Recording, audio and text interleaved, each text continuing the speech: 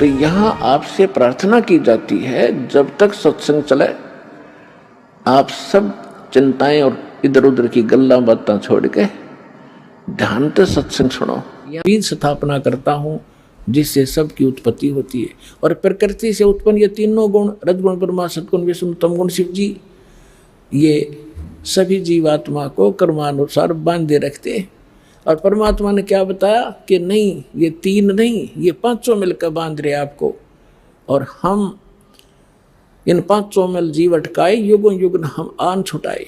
अब देखो, उसको प्रकृति सर्वेश्वरी त्रिदेव जननी, ओए तीनों देवताओं की को जन्म देने वाली इनकी माता नित्या और मूल कारण भी कहते हैं। सदाशिव द्वारा प्रकट की गई उस शक्ति की 8 भुजाएं हैं। होगी ना स्पष्ट? 8 भुजाएं हैं, ये देखिएगा 8 भुजाएं। ये है वो दुर्गा। इस मत ने घनी ला रखी, घर की बाहर कितनी ला दो ये, लेकिन है इसकी 8 ही हैं। ये नकक तो पता नहीं था, किसी 20 मुँह ला दें, किसी 50 ला दें हैं। ये अष्टंगी है, सभी जानते इस बात को, 8 भुजा है। अब देखिएगा उस शक्ति की 8 भुजाएं हैं। नाना प्रकार के आभूषण उसके श्रीअंगों की शोभा बढ़ाते हैं। वह देवी नाना प्रकार की गतियों से संपन्न है और अनेक प्रकार के अस्त्र शस्त्र धारण करती है। एकाकिनी होने पर भी वह माया संयोग वसात अनेक हो जाती है। वे जो सदाशिव हैं उन्हें परम पुरुष ईश्वर शिव शंभु और महेश्वर कहते हैं। ये देखिए यहाँ आगे अब हम 101 पृष्ठ पे हैं, रुद्र संहिता। अब इस काल की महिमा सुना रहा है ब्रह्मा जी। वे अपने सारे अंगों में भस्म रमाए रहते हैं उन काल रूपी ब्रह्म ने। आ गया ना स्पष्ट? ये काल रूपी ब्रह्म कहो, सदाशिव कहो, ब्रह्मा विष्णु महेश का पिता कहो, दुर्गा का पति कहो, उन काल रूपी ब्रह्म ने एक ही समय शक्ति के साथ है, नाथ ने, ये गलत मिसप्रिंट है, शिवलोक नामक अक्षेत्र का निर्माण किया। उस उत्तम अक्षेत्र को काशी कहते हैं। आगे देखो, वे प्रिय और प्रियतम, शक्ति और शिव, दुर्गा और ये काल जो परमानंद स्वरूप है उस मनोरम क्षेत्र में नित्य निवास करते हैं। काशीपुरी परमानंद रूपणी है। मुने शिव और शिवा ने यानी काल और दुर्गा ने प्रलय काल में भी उस क्षेत्र को अपने सानिध्य से मुक्त नहीं किया। देवऋषि ब्रह्मा जी कह रहे हैं, एक समय उस आनंद वन में रमण करते हुए शिवा और शिव के मन में यह इच्छा हुई कि किसी दूसरे पुरुष की सृष्टि करनी चाहिए। अब इन्होंने संतानों उत्पत्ति की सोची और फिर इन्होंने संतान उत्पत्ति क्रम किया। उससे 2 पुत्र तो यहाँ सिद्ध कर दिए, ब्रह्मा और विष्णु। देखिए, सृष्टि करनी चाहिए जिस पर यह सृष्टि संचालन का महान भार रखकर हम दोनों केवल काशी में रहकर इच्छा अनुसार विचरें और निर्वाण धारण करें। ऐसा निश्चय करके शक्ति सहित सर्वव्यापी परमेश्वर शिव ने अपने वाम भाग के 10वें अंग पर अमृत मल दिया। फिर तो वहाँ से एक पुरुष प्रकट हुआ। अकल देखो ब्रह्मा की। अब शक्ति और शिव, उस दुर्गा की क्या जरूरत थी? अपने साथापद के में मसला होता हो, ये मारे बकवाद में मतलब की। अब वहाँ से एक पुरुष प्रकट हुआ, उसका नाम क्या धरा देखो। शिव ने कहा, वत्स बेटा, व्यापक होने के कारण तुम्हारा विष्णु नाम विख्यात हुआ। अब यहाँ ये 6ठा अध्याय समाप्त हुआ। अब 7वें में क्या कहा? ब्रह्मा जी कहते हैं, देवऋषि जैसे विष्णु की उत्पत्ति करी दुर्गा और काल ने मिलकर तत्पश्चात कल्याणकारी परमेश्वर सांब सदाशिव ने, उस काल रूपी ब्रह्म ने पूर्ववत प्रयत्न करके मुझे अपने दाहिने अंग से उत्पन्न किया। अब पुण्यात्मो, अब यहाँ ब्रह्मा और विष्णु की तो उत्पत्ति बता दी। यहाँ विचलित हो गया ये शिव पुराण का अनुवाद करता, इसने यहाँ गोल मोड़ कर दिया। लेकिन कहते हैं, चोर चुरावे तूंबड़ी और गाड्डे पानी में, वो गाड्डे वा ऊपर आवे, सच्चाई छनी ना। कहाँ तक छुपाएंगे? अब दिखाता हूँ आपको। कल भी दिखाया था, आज फिर दिखाऊंगा। क्योंकि पुण्यात्माओं, एक सिलेबस होता है क्लास का, बच्चे रह कर टीचर उनको बार बार रिवाइज कराते हैं, उसका रिपीटेशन करवाते हैं, आवर्ती कराते हैं, जब जाकर वो बच्चे उससे परिचित होते हैं। तो दास एक टीचर है, आप विद्यार्थी हैं, सौभाग्य आपका, आपके इसमें प्रवेश पा लिया, तो इसको सफल करो। हम एक रोजी रोटी के लिए और 20 वर्ष तक बच्चों को पढ़ाते हैं, जब हो सकता किसी को मिले रोटी रोजगार ना मिले, बाकी हम फिर भी उसमें लगाए रहते। और ये तो एक अनमोल वस्तु, इस भक्ति और इस कमाई का तो ये तो निष्फल जा ही नहीं सकती। तो इसलिए आप इसमें एक विशेष रुचि लो। अब देखिएगा, यही शिव पुराण, इसमें है एक विद्वेश्वर संहिता, थोड़ी सी झलक दूंगा, बस ज़्यादा समय नहीं लूंगा। एक समय ब्रह्मा और विष्णु की लड़ाई होगी, झगड़ा, युद्ध। ब्रह्मा कह रहा था मैं तेरा बाप, विष्णु बोला मैं तेरा बाप। इसी बात पर इनका युद्ध हो गया, लंबी कहानी है। तो इस काल ने सोचा ये लड़के मर जाएंगे, इनके बीच में एक लिंग खड़ा कर दिया, सफ़ेद तेजों में पिलर, बहुत लंबा चौड़ा। ये युद्ध भूल गए आपस में, उसका और छोर खोजने में लग गए। लंबी कहानी है। फिर यूँ आ गया अपने पुत्र सदाशिव का रूप धारण करके। इसने प्रतिज्ञा कर रखी है मैं अपने यथार्थ रूप में कभी किसी के सामने नहीं आऊँगा। तो ये किसी को विष्णु रूप में दर्शन देता है, या किसी को शिव रूप में, और किसी को ब्रह्मा रूप में। तो वहाँ ये शिव रूप धारण करके आ गया। अब देखिए, ये है विद्वेश्वर संहिता और ये है संक्षिप्त शिव पुराण 24वां पृष्ठ। यहाँ इन दोनों का झगड़ा हो रहा था, बीच में इसने ये सतम खड़ा कर दिया। अब यहाँ आ जाते हैं। ब्रह्मा और विष्णु ने पूछा प्रभु इस ज्योति निरंजन काल से, सदाशिव से, सृष्टि आदि 5 कर्तों के लक्षण क्या है, यह हम दोनों को बताइए। भगवान शिव बोले, ये काल रूपी ब्रह्म बोला, मेरे कर्तों को जानना अत्यंत गहन है, तथापि मैं कृपा पूर्वक तुम्हें उनके विषय में बता रहा हूँ। आगे चलेंगे। अब हम आगे 26 पृष्ठ पे। इसने कहा कि पुत्रों, अब हो गया ना इनका बाप, ब्रह्मा विष्णु महेश का पिता है ये। पुत्रों, तुम दोनों ने, ब्रह्मा और विष्णु ने तपस्या करके प्रसन्न हुए मुझ परमेश्वर से सृष्टि और सतिथि नामक 2 कृत प्राप्त किए। ये दोनों तुम्हें बहुत प्रिय। इसी प्रकार मेरी विभूति स्वरूप मेरे जैसी शकल के रुद्र और महेश्वर ने, युने हैं, 2 अन्य उत्तम कृत संहार और त्रोभाव मुझसे प्राप्त किए हैं। ये 5वां कौन है? ये 4 तो ब्रह्मा विष्णु महेश और रुद्र हो गए। इस महेश का एक शकल है रुद्र, और वो 11 रुद्रों का कंट्रोलर है वो रुद्र, वो अलग है। और ये ब्रह्मा विष्णु महेश ये अलग है। तो ये 5वां जो बोल रहा है यू है काल दुर्गा का पति। अब हमने यहाँ से इतना ही लेना था। पहले दास ने परमात्मा के द्वारा बताई सृष्टि रचना सुनाई, और अब इन सदग्रंथों में प्रमाणित हो रही है। तो इससे क्या सिद्ध हो गया कि कौन ब्रह्मा का पिता है और कौन विष्णु की माँ, शंकर का दादा कौन है, हमको देव बता।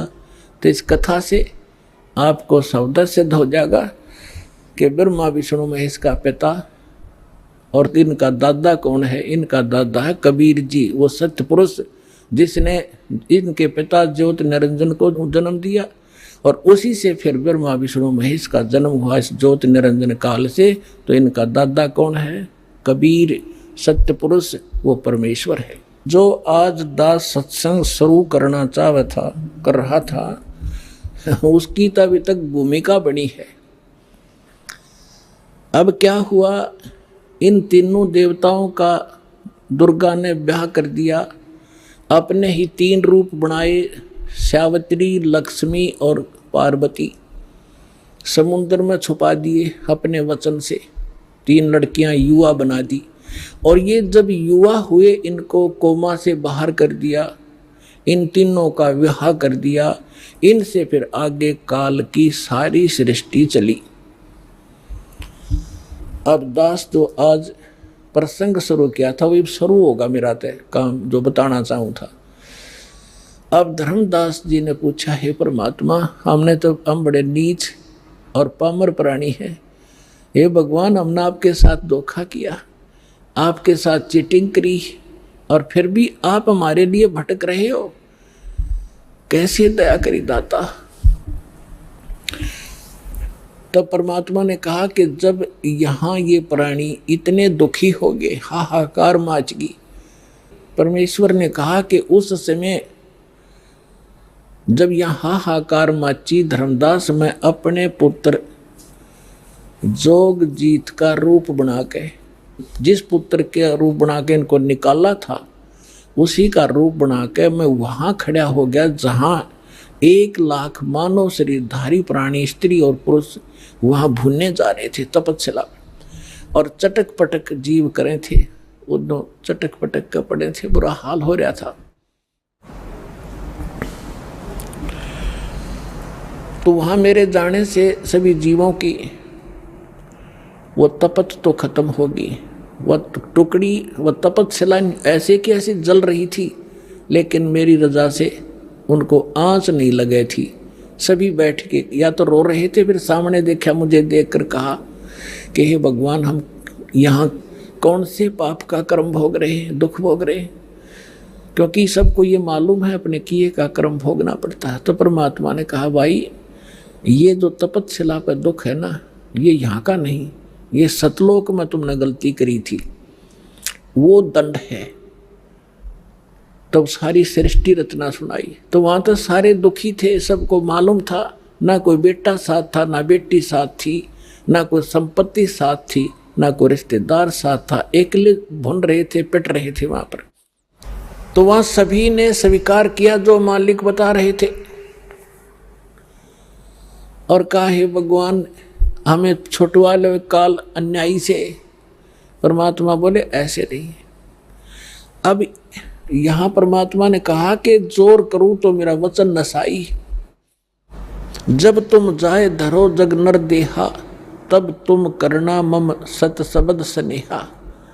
जब तुम संसार में जाओ, मनुष्य शरीर प्राप्त हो, और मेरा कोई दास इस सच्चे ज्ञान को और सत्य नाम को सुना रहा हो, बता रहा हो, तब उसकी शरण में चले जाना, तब तुम्हारा मोक्ष होगा, ना तो नहीं हो सकता। तब उन्होंने कहा कि हे परमात्मा, अब का जन्म मनुष्य का हो गया, पूर्ण संत खोजेंगे और आपकी शरण, आपकी भक्ति करा करेंगे, और पूजा हम करेंगे नहीं। यहाँ तो ये फिर तीनों गुण इनको मित कर देते, इनको ज्ञान नहीं, कहाँ थे, कौन जन्मे थे, ऐसा जुल्म कर रखा हमारे साथ। तो फिर क्या हुआ, परमात्मा ने कहा कि वहाँ वो ऋषि में, ऋषि भी वहीं भुन रहे थे, भुनने जा रहे थे, जो यहाँ मंडलेश्वर पाक रहे थे।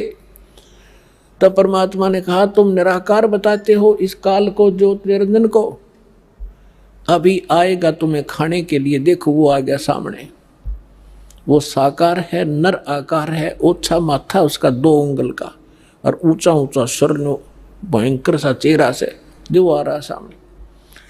परमात्मा बोला, अब तुम जाओ यहाँ से। परमात्मा ने उन सभी को वहाँ से उड़ा दिया। वो आगे अपने कर्माधार से, जहाँ पर किसी ने पशु बनना था, पक्षी बनना था, धर्मराज से लेखा करो, आगे चले गए। अब जब उस काल ने देखा सामने जोगजीत खड़ा है, जिसने मुझे निकाला था वहाँ से, इतना तो वो जान गया कि कोई परमात्मा का संदेश लेकर आया है। ये थोड़ा सा उसको डर भी था, कहीं यहाँ से भी निकालने ना आ गया वो, मैंने ये गलती, मैं ये इनको दुखी कर रहा हूँ। फिर भी उसने हिम्मत करके पूछा कि जोगजीत तू यहाँ क्यों आया, परमात्मा का कोई वचन है तो मुझे बता, आदेश दे, और आज तुझे मैं ठीक करूँगा। तूने वहाँ से मुझे मार कर निकाला था, और आज तू मेरे लोक में कैसे आ गया। तब जोगजीत रूप में खड़े परमात्मा ने कहा कि परमात्मा का आदेश लेकर मैं आया हूँ, और आपने सभी प्राणियों का कैसी दुर्गति कर रखी है, बुरा हाल कर रखा है। कोई गधा बना दिया, कोई कुत्ता बना दिया, किसी की टांग कट गई, किसी को कैंसर हो गई, किसी का बेटा मर गया, किसी की बेटी विधवा, ऐसा जुल्म। तो ये क्या कहता है कि मैं तो सत का राज करता हूँ, जो जैसा कर्म करता अपना भोग रहा है, मैं क्या करूँ। और इसने अपना एजेंट छोड़ रखा मन आत्मा के साथ, ये सारे उल्टे काम करावे और आत्मा के सिर दर्द दे कि यू इसने कराया। तो परमात्मा ने कहा कि निरंजन, अब मैं किस लिए आया हूं ये और बता दूं? हाँ बता दे। मैं नीचे जाऊंगा और तेरी पोल पाड़ूंगा और बताऊंगा ये भगवान नहीं है, ये काल है, ये तुम्हारा दुश्मन है, तुम्हें अपने आहार के लिए रोके हुए है, तुमसे ही बच्चे पैदा करवाता है, ये खुद खाता है। जैसे कसाई बकरे पाला करता है, नर और मादा बकरे छोड़ देता है, वो उत्पत्ति करते हैं अपनी ममता में और विषय वासनावश होकर, और खाता कसाई है। तो ऐसा है, ये जाकर बताऊंगा। अपनात्मा इस बात ने सुनकर भयंकर हो गया काल, और परमात्मा कहते धर्मदास मेरे ऊपर ऐसे टूट के पड़ा जैसे मार देगा मैंने। और पुण्यात्मा यहाँ परमात्मा हमें सतर्क करते, हमें याद दिलाना चाहते, कभी भी कोई आपत्ति आवे, आपको जो मंत्र प्राप्त हो, प्रथम हो प्रथम और द्वितीय हो द्वितीय और तीनों मिल रहे हो तो सार नाम का सिमरण करें। ऐसी किसी प्रकार की आपदा हो एक बार जरूर सिमरण याद कर लेना। तो कहा कि मैंने सतनाम का सुमन शुरू किया सांस उश्वास से, तो उसी समय ये काल या तो मुझे मारने के लिए झपटा था, ऐसे गिर गया जैसे पक्षी की पांख कट जाया करे और पड़ा पड़ा तड़प रहा है। ऐसा डर गया कि वहां से भाग के पाताल में गिर गया। तो इसको पाताल से लिया निकाल के मैं और कहा चल ऊपर। तब ये घबरा गया घना, मेरे पैर पकड़ लिए और कहा कोई बात नहीं, आप बेशक नीचे चले जाना, लेकिन एक अर्ज है मेरी, 3 युगों में जीव कम ले जाना और चौथे युग में कितने जीव ले जाना। तो परमात्मा ने कहा ठीक है। और दूसरा ये कहा कि मेरा ज्ञान जो माने वो हमारा, आपके ज्ञान को जो माने वो आपका, बलपूर्वक ना ले जाना। तो परमात्मा ने कहा ठीक है तथास्तु। जब सारे वचन भरवा लिए फिर बदल गया गिरगिट की तरह, कहने लगा कि बेशक चले जाना जोग जी, चौथे युग में इन जीवों को इतना कंडम कर दूंगा, ये भक्ति योग नहीं रहेंगे, इनको सब उल्टी साधना पर लगा दूंगा, देवी देवता पत्थर पहाड़ों की पूजा में इनको व्यस्त कर दूंगा, और जब तुम जाओगे तुम्हारी कोई नहीं सुनेगा। परमात्मा बोले आप अपना काम करियो और हम अपना करेंगे। तब क्या कहा था परमेश्वर ने कि चौथा युग जब कलयुग आई तब हम अपना अंश पठाए, काल बंद छूटे नर लोई, सकल सृष्टि परवानिक होई, घर घर देखो बोध विचारा, सतनाम सब ठोर उचारा। 5505 तब ये वचन मेरा होगा साचा, कलयुग बीत जावे जब एता, सभी प्राणी परम पुरुष पद चेता। तो परमात्मा ने कहा था कि चौथा युग जब कलयुग आवेगा तब हम अपना एक दास भेजेंगे। अब वहाँ काल के सामने परमात्मा ने कहा कि हम अपना दास भेजेंगे।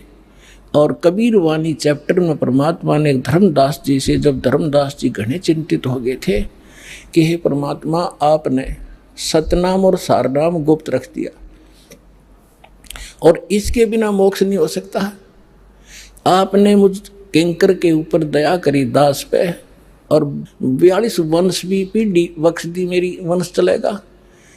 तो हे परमात्मा सारनाम और सतनाम बिना पार नहीं हो सकते, तो मेरे बच्चे कैसे पार होंगे? ऐसे कलेजा पकड़ कर बैठ गया। परमात्मा ने सोचा भाई घना दुखी हो गया। तो परमेश्वर ने कहा कि सुन ले, काल ने क्या कहा था, 12 पंथ करूं मैं साजा, नाम तुम्हारा ले करूं आवाजा। 12 पंथ नाम जो लेगी, हमरे मुख में आन समोही। जाओ जोग जीत संसारा, जीवन मन कहा तुम्हारा। जीव तुम्हारा कहा न माने, हमारी ओढ़ हो बाद बखाने। अब इतना समय नहीं रहा, मैं वो सारे प्रमाण आज नहीं दिखा पाऊंगा आपको कि 12 पंथ कौन कौन से हैं। तो 12 पंथ, 12वां पंथ गरीबदास पंथ बताया है, लिखा कवि सागर में। तो परमात्मा ने कहा तू चिंता ना कर धर्मदास, जब 5500 वर्ष कलयुग बीत जाएगा तब या बिचली पीढ़ी आवेगी, और बिचली पीढ़ी तक यू ज्ञान और तत्व ज्ञान और सतनाम सारनाम कति गुप्त रखना है, नहीं तो काल के दूतों का हाथ लग जाएगा, मेरा सारा मिशन खराब हो जाएगा। तब परमात्मा ने देखा कि यू बिल्कुल चिंतित हो गया घना। तब परमेश्वर ने कहा, धर्मदास जब साची बताऊं तेरे ते। तब धर्मदास ने कहा कि भगवान आज कितना अच्छा समय है, कलयुग स्टार्ट है सन 1398 में और 1512 तक है, और आज भी लोग ना मानते, और आप कह रहे हो आगे तो भयंकर कलयुग पैदा कर देगा, काल ऐसा जुल्म कर देगा, हाहाकार मच जाएगी, इंसान कृतघ्नी हो जाएंगे। तो उस समय कैसे पार होंगे? आज तो आप भी विद्वान हैं और फिर भी ना मान रहे ये लोग। तो परमात्मा ने कहा जब 5500 वर्ष कलयुग बीतेगा और बर्मा वंश चल चुका होगा इस काल का, यानी गरीबदास पंथ तक, तो उस बर्म में पंथ में मैं आऊंगा स्वयं, और फिर सभी पंथों को खत्म करके एक पंथ बनाऊंगा और सारी सृष्टि मेरा ही नाम लेगी। तेरे 42 वंश क्या सारी सृष्टि न पार करूंगा धर्मदास, इन 42 की तो चिंता छोड़ तू। तब उसका दिल डटा था, और काल के सामने परमात्मा ने थोड़ा सा भेद रखा कि मैं अपना अंश भेजूंगा, और घर घर देखो बोध विचारा और सतनाम सब ठोड़ उचारा। आप देख रहे हो आज ये ज्ञान गंगा घर घर में पहुंच गई है। ना कोई किताब खरीदनी है, इंसान देखा था कितना, या किताब बिकती देखी थी आपने गांवों के अंदर, शहरों के अंदर? कोई सब्जी बेचे, कोई प्याज बेचे, कोई तोरी और घिया बेचे, ये तो देखी थी।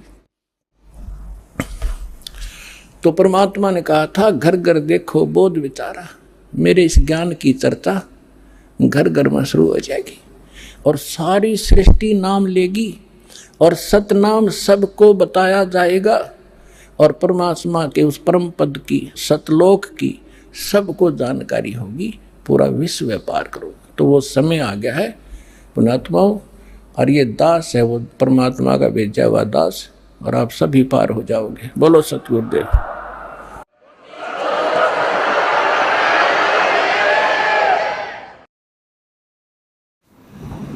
परम पिता परमात्मा पूर्ण ब्रह्म सारी सृष्टि के रचनार कबीर परमेश्वर जी,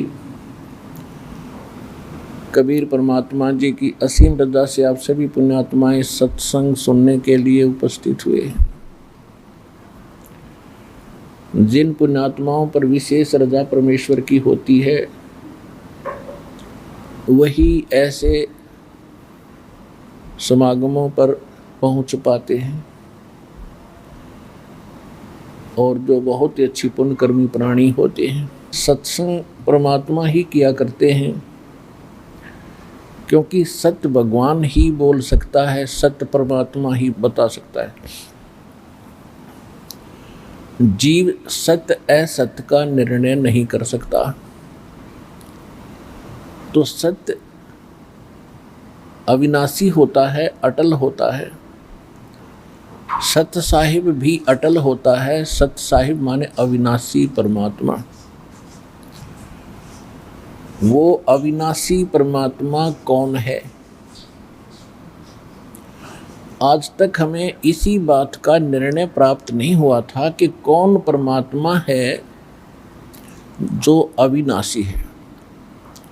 जैसा हमारा जन्म पवित्र हिंदू धर्म में होने के कारण वर्तमान में हम अपने धर्म गुरुओं से सुना करते थे श्री विष्णु जी अविनाशी हैं, अजरो अमर हैं, और जो शिव जी के उपासक होते थे, शिव जी जिनका इष्ट होता था, वे कहते थे शिव जी सर्वेश्वर हैं, महेश्वर हैं, सब देवों के देव हैं, सबकी सृष्टि स्थिति और संहार करने वाले यही हैं। यही तीन रूप धारण कर लेते हैं ब्रह्मा विष्णु और शिव का। ये अजरो अमर है। कोई ब्रह्मा जी को सृष्टि का कर्ता बताता था, उत्पत्ति कर्ता बताता था, और ब्रह्मा जी ही 3 रूप धारण करता है, शिव और विष्णु का और ब्रह्मा का। तो ये हम सुनकर संतुष्ट हो चुके थे कि सचमुच ऐसा ही होगा, क्योंकि एक झूठ को 100 बार सुनने के बाद वो सत्य प्रतीत होने लग जाती है।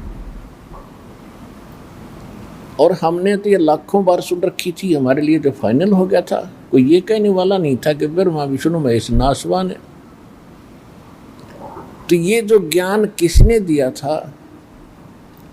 ये हमारे धर्म गुरुओं ने दिया था। तो यदि हम ये सोचें कि जीव सत्य असत्य का निर्णय कर सकता है, तो इसी उदाहरण से आप आसानी से समझ सकते हो कि जीव सत्य असत्य का निर्णय नहीं कर सकता। ऋषि महर्षियों के हम ऐसे ऐसे चमत्कार भी सुना करते थे, जैसे अगस्त ऋषि ने 7 समुद्रों को एक ही चुल्लू में ऐसे करके और पी लिया था। 7 समुद्र खाली हो गए थे। तो हम इसको क्या समझेंगे कि अगस्त ऋषि एक बड़े महापुरुष और परमात्मा प्राप्त व्यक्ति थे, ऋषि थे। फिर हम क्या सुनते थे कि श्री कृष्ण जी ने गोवर्धन पर्वत को उठा लिया था, गिरिराज को, छोटी तर्जनी उंगली पर। तो हमारे लिए फाइनल हो गया था कि जो इतने बड़े पहाड़ को उठा सकता है तो ये परमात्मा फाइनल है। तो इन बातों से परमात्मा की परिभाषा हम जो सुना करते थे हमारे लिए अंतिम हो चुकी थी। और परमात्मा के अभिधान में, सूक्ष्म वेद में और सभी इन सदग्रंथों में, पवित्र पुराणों में, पवित्र वेदों में, पवित्र श्रीमद् भगवद गीता में आज हमने क्या पढ़ा? जो हमारे शिरोधार्य सदग्रंथ थे और सत्य, बिल्कुल सत्य सदग्रंथ थे, उनमें हमने आज क्या पढ़ा? श्री देवी भागवत पुराण, देवी पुराण, गीता प्रेस गोरखपुर से प्रकाशित, सचित्र मोटा टाइप। इसके 123 पृष्ठ पर स्वयं भगवान विष्णु कह रहे हैं, अपनी माता दुर्गा की वो स्तुति कर रहे हैं, प्रशंसा कर रहे हैं, महिमा गा रहे हैं। तुम शुद्ध स्वरूपा हो, ये सारा संसार तुम्ही से उद्भासित हो रहा है। मैं ब्रह्मा, विष्णु जी कह रहे, मैं ब्रह्मा और शंकर, ये सब आप ही की कृपा से हम विद्यमान हैं। हमारा आविर्भाव माने जन्म और तिरोभाव माने मृत्यु होता है। हम नित्य नहीं हैं, हम अविनाशी नहीं हैं। और आप नित्य हैं, प्रकृति देवी है। शंकर भगवान कहते हैं कि हे माता, जब सबसे पहले विष्णु जी और ब्रह्मा जी जब आपसे उत्पन्न हुए हैं, तो क्या मैं तमोगुणी लीला करने वाला शंकर आपका पुत्र नहीं हुआ? फिर क्या कहते हैं कि हम तीनों गुणों युक्त, हम केवल तीनों गुण युक्त, हम केवल नियमित कार्य ही कर सकते हैं। इससे कितनी बात सिद्ध होगी? एक तो ब्रह्मा विष्णु महेश नासवान है, और जो हम सुना करते थे इनके कोई माता पिता नहीं है, ये भी सिद्ध हो गया कि दुर्गा इनकी माता है। पिता हम दूसरे कहीं और से आपको प्रमाणित करेंगे कि इनका पिता कौन है। शिव पुराण के अंदर रुद्र संहिता अध्याय 4 से लेकर 6 तक स्पष्ट कर दिया है कि ये दुर्गा जो है, ये अष्टंगी, ये काल रूपी ब्रह्म, जो ब्रह्मा विष्णु महेश का पिता है, ये दुर्गा का पति है। ये काल भगवान है, काल भगवान। इसको ब्रह्म कहते हैं, वेदों में इसको ब्रह्म कहा है। और गीता अध्याय नंबर 8 के श्लोक नंबर 13 में ये स्वयं कहता है, गीता ज्ञान देते समय श्री कृष्ण में प्रवेश करके गीता ज्ञान दे रहा है यही कि मुझ ब्रह्म का एक ओम मंत्र है। तो ये ब्रह्म है, इसको दूसरे शब्दों में श्रीमद् भगवत गीता अध्याय नंबर 15 के श्लोक 16 में इसको सरपुरुष कहा। सरपुरुष, सरपुरुष कहो, सरब्रह्म कहो। तो ये इनका पिता है। रुद्र संहिता अध्याय नंबर 6 में स्पष्ट किया है कि काल रूपी ब्रह्म, यानी इस काल से इसको सदाशिव भी कहा है, और दुर्गा के संयोग से श्री विष्णु जी का जन्म हुआ। और इसी प्रकार ब्रह्मा जी कह रहे मेरा जन्म भी इन्हीं दोनों से हुआ, दुर्गा से और काल से। फिर शिव पुराण के विद्वेश्वर संहिता के प्रथम अध्याय में नंदी केश्वर बता रहे हैं, एक बार ब्रह्मा और विष्णु का आपस में झगड़ा हो गया, युद्ध हो गया। किस बात पर? इसी भ्रम में के ब्रह्मा जी कह रहे थे मैं तेरा पिता हूं विष्णु जी को, क्योंकि मैं सारे सृष्टि का पिता हूं, जनक हूं। और विष्णु जी कह रहे थे कि मैं तेरा बाप हूं, क्यों तू आप मेरी नाभि से उत्पन्न हुए हो, नाभि कमल से। इसी बात पर इन दोनों का युद्ध हो गया। इनके युद्ध समाप्त कराने के लिए इनके पिता काल ने, सदाशिव रूपी ब्रह्म ने इनके बीच में एक स्तंभ खड़ा कर दिया, पिलर। ये युद्ध करना बंद करके उस पिलर के ओर छोर को खोदने लगे। तब ये स्वयं आकर खड़ा हो गया शंकर भगवान की वेशभूषा में। ये ऐसे ही छल कपट करता, अपने वास्तविक रूप में कभी किसी के सामने प्रकट नहीं होता। इन्हीं तीनों, कभी ब्रह्मा जी के रूप में, कभी अपने पुत्र विष्णु जी के रूप में, कभी अपने पुत्र शिव जी के रूप में, ये कहीं प्रकट होकर और लीला कर जाता है। साधक भ्रम में पड़ जाता है कि ये ब्रह्मा सगुण जो देवता हैं या विष्णु जी जो सगुण देवता है, यही सब कुछ है। तो ये अभी तक बिजली गिरी रही, यही अज्ञान इन ऋषियों में समाया रहा। अब इससे सिद्ध हुआ कि जब इन दोनों का आपस में युद्ध हुआ, ये स्वयं आकर वहां खड़ा हो गया। तब इसने बताया कि पुत्रों, पहले तो तुमने अपने आप को भगवान मान लिया, तुम ईश नहीं हो, तुम प्रभु नहीं हो। ये जो कुछ भी 21 ब्रह्मांड में है ये मेरा है, यहां का मैं मालिक हूं। और तुमने तपस्या करके मुझसे ये 2 जॉब प्राप्त किए हैं, 2 विभाग। रजोगुण यानी उत्पत्ति विभाग ब्रह्मा जी ने और विष्णु जी ने सतिथि, ये मैंने तुमको खुश होकर दी है, तुम्हारी तपस्या से प्रसन्न होकर। और इसी प्रकार रुद्र और महेश को भी मैंने ही ये 2 कृत दिए हैं। इससे सिद्ध हो गया बोलने वाला इन चारों से अलग है, 5वां। तो पुण्यात्माओं, अब सिद्ध हो गया कि ब्रह्मा विष्णु महेश इनका पिता है ये काल रूपी ब्रह्म, और ये कभी किसी के सामने नहीं आता। और इनकी माता है दुर्गा। तो ये हमारे जो धर्म गुरु थे आज तक हमें ये बता नहीं सके।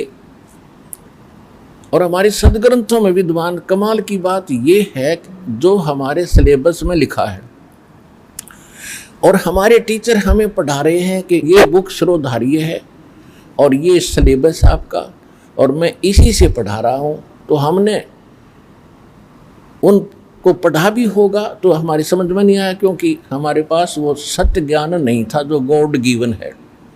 क्योंकि सत्य परमात्मा ही दे सकता है और जीव सत्य असत का निर्णय नहीं कर सकता। और फिर देवी पुराण के अंदर वही सचित्र मोटा टाइप गीता प्रेस गोरखपुर से प्रकाशित के 414 पृष्ठ पे Vyas ji, writer of the Vedas, writer of Shrimad Bhagavad Gita, writer of Puranas, इन सब का लेखक है वेद व्यास जी। और वेद व्यास जी बता रहे हैं कि सतयुग में ब्राह्मण वेद के पूर्ण विद्वान होते थे और वो दुर्गा जी की पूजा करते थे। खाक वेद के विद्वान थे जो दुर्गा की पूजा करते थे, और ये मंदिर उन्होंने बनवाए हैं दुर्गा जी के। दुर्गा मीन माया के पुजारी थे, वह माया के पुजारी दुर्गा के।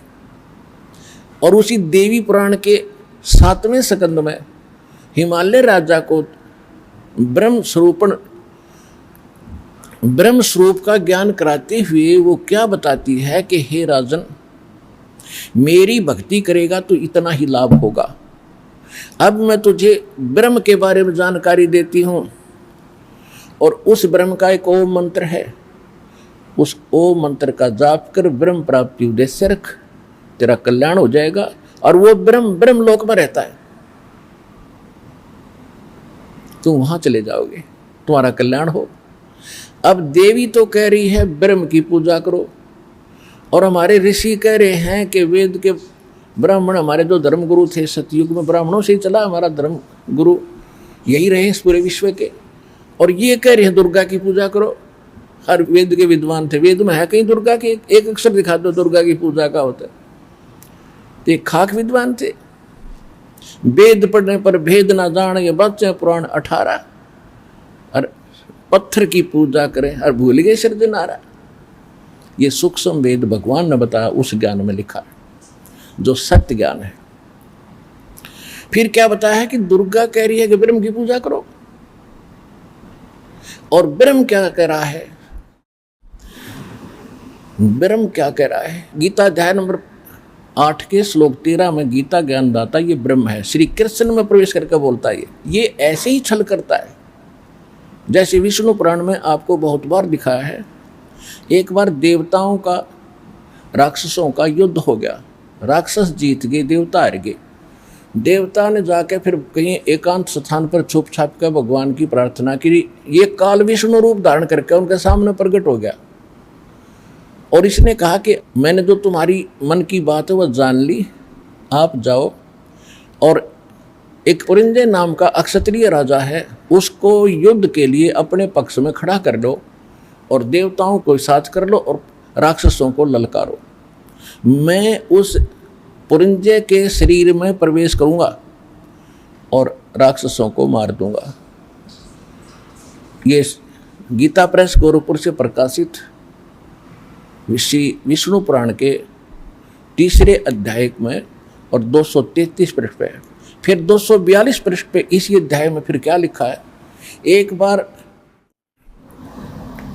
गंधर्वों का और नागकुल वाले व्यक्तियों का आपस में युद्ध हुआ, तो गंधर्व जीत गए और ये नाग गोत्र वाले जो नागकुल के थे वह पराजित हो गए। तो इन्होंने फिर भगवान की स्तुति की। फिर ये काल फिर प्रकट हो गया इनके सामने विष्णु रूप धारण करके।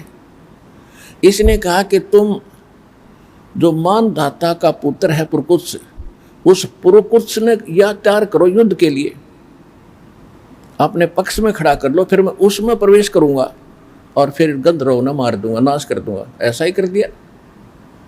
तो इसने गीता अध्याय नंबर 4 के श्लोक नंबर 5 और 9 में इसने क्या कहा कि अर्जुन, तेरे और मेरे बहुत जन्म हो चुके, तू नहीं जानता मैं जानता हूं। और 9 में क्या कहा, चौथे अध्याय के 9वें श्लोक में, कि मेरे कर्म अलौकिक हैं, जन्म और कर्म। अब इसके कर्म अलौकिक कैसे हैं? जैसे प्रकुत्स में प्रवेश करके राक्षस मार दिए, पुरिंजय में प्रवेश करके गंधर्व मार दिए, और जब महाभारत का युद्ध होने के लिए तैयार हो गया, आमने सामने सेना खड़ी होगी, और उससे पहले श्री कृष्ण मना कर रहा था भी युद्ध ना करो, बहुत जुल्म हो जाएगा, और यहाँ तक ये कह दिया था आखिर में कि तुम मेरे पास चलो, वहाँ रह लेना, युद्ध ना करो। तो पांडवों ने लास्ट में 5 गांव डिमांड कर दी थी कि दुर्योधन सारी पृथ्वी में से 5 गांव दे दे, हम अपना निर्वाह कर लेंगे। श्री कृष्ण की शिक्षा मानकर उन्होंने युद्ध करना उस समय भी नहीं चाहा था, लेकिन विनाश काले विपरीता बुद्धि, दुर्योधन की विपरीत बुद्धि हो रही थी, नहीं माना। श्री कृष्ण जी ने यहाँ तक कह दिया था कि एक तरफ मेरी सेना होगी और एक तरफ मैं अकेला हूँगा, क्योंकि सब डिवाइड हो रहे थे आधे आधे नाश करने के लिए। कोई उसके पक्ष में, कोई पांडवों के पक्ष में सेना राजा इकट्ठे हो रहे थे, काल ने तो करवाना था नाश। और श्री कृष्ण जी नहीं चाहते थे युद्ध हो, क्योंकि सतोगुण भगवान है, विष्णु जी के अवतार हैं। इन्होंने यहाँ तक कहा था कि एक तरफ मेरी सेना होगी, एक तरफ मैं खड़ा हूँ, मांग लो कौन सा किसने मांगना है। और सुन लो, मैं हथियार भी नहीं उठाऊंगा। अब पांडवों का रिश्तेदार था वो, अर्जुन का साला। अब वो तब उनकी मजबूरी थी कृष्ण को मांगना। दुर्योधन ने सेना ले ली, कृष्ण जी अर्जुन और के पक्ष में खड़ा हो गया, पांडवों के पक्ष में। तो वही श्री कृष्ण 3 बार मना करने गया था, युद्ध ना करो, जुल्म हो जाएगा, शांति दूत बनकर गया था। और फिर जब आमने सामने सेना खड़ी है और अर्जुन कह रहा कि मैं लड़ूंगा नहीं, मैं युद्ध नहीं करूंगा भगवान, इससे अच्छा तो हम भिक्षा मांग कर खा लेंगे, पर ये जुल्म हम नहीं कर सकते। उस समय श्री कृष्ण अगर अपने होश वास में होता तो ये कह देता, भाई बहुत अच्छी सोची तुमने, अब तो कुछ नहीं बिगड़ा और चलो। लेकिन उसी समय काल प्रवेश कर गया श्री कृष्ण जी में, जैसे प्रकुत्स और पुरंजय में प्रवेश करके इसने नाश कराया था। जब अर्जुन तैयार हो लिया युद्ध करने के लिए, श्री कृष्ण से निकल के अर्जुन में प्रवेश कर गया। एक का मारा था 20 मरे थे, एक तीर मारा था 20 सामने का निकल गया था। उद्मस्त करवा दिया और पाप क्रम लिखवा दिए, सारे पांडवों के मस्तक में लिखवा दिए। अब गीता अध्याय नंबर 7 के श्लोक 24 और 25 में ये स्पष्ट कर देता है कि मैं अव्यक्त रहता हूँ, मैं कभी किसी के सामने प्रकट अपने वास्तविक रूप में समक्ष नहीं आता, मैं अपनी योग माया से छुपा रहता हूँ। और ये जो सामने देख रहे हैं मुझे कृष्ण मान रहे होंगे, क्यों कृष्ण में बोल रहा था, कृष्ण जी का स्पीकर यूज कर रहा था मुख।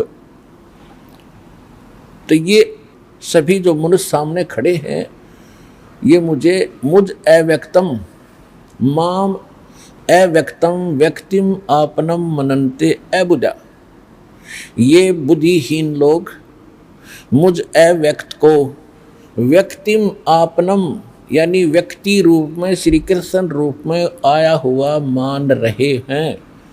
मैं कृष्ण नहीं हूं, ये मेरा अटल और अनुतम अवय सिद्धांत है। अनुतम माने घटिया, अवय माने अटल अविनाशी, ये सदा बना रहेगा। तो अनुतम क्यों है कि अब माता पिता या कोई पिता अपने पुत्रों से गुप्त रहता है, उसमें कोई दोष है, वैसे रहा करे दूर। जैसे आम आदमी का करें भाई कोई गलती हो जाए तो भाई मैं तो मुंह दिखाने जोगा नहीं रहा, तो ये मुंह दिखाने जोगा नहीं रह रहा, इसने ऐसी गलती कर रखी। और ये 1 लाख मानव श्रीधारियों को खाता हमें और पालता है, ब्रह्मा जी के द्वारा पलवाता है, विष्णु जी हमें यहाँ रोक के रखता है, और शिव जी काट के 1 लाख को वहाँ भेज देता, कारण कुछ भी बनाता है। ये तीनों भी दुखी है इसके इस कृत्य से, लेकिन ये इसके विवश है। अब जो प्रसंग चल रहा है हम उसी पर आते हैं। तो ये क्या कहता है, जो गीता ज्ञान दे रहा है, गीता अध्याय नंबर 11 के श्लोक नंबर 32 में स्वयं कहता है कि मैं काल हूं अर्जुन। और अर्जुन पूछ रहा कि हे महानुभाव आप कौन हो? कृष्ण जी तो अर्जुन के साले थे और साले को नहीं पहचान रहा, आप कौन हो, मैं आपको पहचान नहीं पा रहा हूं। तब इसने कहा कि मैं काल हूं और अभी परिवर्त हुआ हूं, अभी आया हूं मैं, और तू ना लड़ेगा तो भी मार डालूंगा इन सबको, ये सब मैंने मारने हैं। तो पुण्यात्माओं, श्रीमद् भगवद गीता का ज्ञान ये काल भगवान दे रहा है, जो ब्रह्मा विष्णु में इसका पिता है। और अब जो प्रसंग चल रहा है कि वेद व्यास जी कह रहे हैं कि सतयुग के ब्राह्मण बड़े वेदों के विद्वान, पूर्ण विद्वान थे और दुर्गा की पूजा करते थे। दुर्गा कह रही है कि ब्रह्म की पूजा करो। अब ब्रह्म क्या कह रहा है? ब्रह्म कह रहा है कि गीता अध्याय नंबर 2 के श्लोक 12 में, गीता अध्याय नंबर 4 के श्लोक 5 और 9 में, गीता अध्याय नंबर 10 के श्लोक नंबर 2 में प्रथम तो स्पष्ट कर देता है कि अर्जुन तेरे और मेरे बहुत जन्म हो लिए, तू नहीं जानता मैं जानता हूं। मेरे कर्म और जन्म अलौकिक है। सिद्ध हो गया कि ये तो नाशवान है। अब ये कहता है कि मेरी भक्ति करोगे तो मुझे प्राप्त होगे, 8वें अध्याय के 5 और 7 मंत्र में ये गीता ज्ञानदाता कहता कि मेरी भक्ति करो तो मुझे प्राप्त होगा। अपना मंत्र बता रहा 8वें अध्याय के 13वें श्लोक में, ओम इति एकाक्षरम ब्रह्म व्यवहारण माम अनुसमरण ये परियाति तजन देहम सयाति परमाम गतिम। मुझ ब्रह्म का केवल एक ओम अक्षर है, इति, बस यही। और अंतिम सांस तक इसका सिमरण करता हुआ जो शरीर त्याग कर जाता है तो ओम से मिलने वाली परम गति को प्राप्त होता है। ओम से परम गति कौन सी प्राप्त होती है? जैसे आपको बताया था श्री देवी पुराण में 7वें स्कंद में और 652 पृष्ठ पे हिमालय को उपदेश देते हुए दुर्गा जी कह रही है, क्या कह रही है कि ओम का जाप करो, ब्रह्म प्राप्ति उद्देश्य रखो, ब्रह्म लोक में चले जाओगे, तुम्हारा कल्याण हो। सीधी सी बात है। ब्रह्म, ओम ब्रह्म का जाप है और ओम से ब्रह्म लोक प्राप्ति होती है। तो गीता अध्याय नंबर 8 के श्लोक नंबर 16 में कहा कि ब्रह्म लोक में गए हुए प्राणी भी जन्म मृत्यु में रहते हैं। तो इति सिद्धम के ब्रह्म के उपासक भी, क्योंकि वो भी नाशवान है, तो नाशवान के उपासक भी नाशवान ही रहेंगे, अविनाशी नहीं हो सकते, उनका पूर्ण मोक्ष नहीं हो सकता, उनका वो मोक्ष नहीं हो सकता। कौन सा? श्रीमद् भगवद गीता अध्याय नंबर 18 के श्लोक नंबर 62 में कहा कि अर्जुन तू सर्वभाव से उस परमेश्वर की शरण में जा, उसकी कृपा से तो परम शांति को, सनातन परम धाम को, शाश्वत स्थान को प्राप्त होगा। उसके विषय में ऑप्शन छोड़ दिया है 4 अध्याय के 32 और 34 श्लोक में कि वो तत्व ज्ञान, वो परमात्मा ही स्वयं अपने मुख कमल से आकर बोलता है, वो यथार्थ ज्ञान है, वो सत्य ज्ञान है, वो सत्संग है। और उसमें विस्तार के साथ आध्यात्मिक यज्ञों यानी धार्मिक अनुष्ठानों की जानकारी विस्तार से दी गई है, वो तत्व ज्ञान है। उस तत्व ज्ञान को तू तत्वदर्शी संतों के पास जाकर समझ, उनको दंडवत प्रणाम करके विनम्रतापूर्वक प्रश्न करने से वो तत्व ज्ञान का उपदेश करेंगे। इति सिद्धम के गीता जी के अंदर वो ज्ञान नहीं है जो तत्व ज्ञान, वो इससे हटकर है। और इससे यह भी सिद्ध है कि गीता ज्ञानदाता भी उस तत्व ज्ञान से अपरिचित है। गीता अध्याय नंबर 15 के श्लोक नंबर 4 में कहा है कि जब तत्वदर्शी संत और तत्व ज्ञान प्राप्त हो जाए उसके पश्चात परमेश्वर के उस परम पद की खोज करनी चाहिए, जहां जाने के बाद साधक फिर लौटकर कभी संसार में नहीं आते।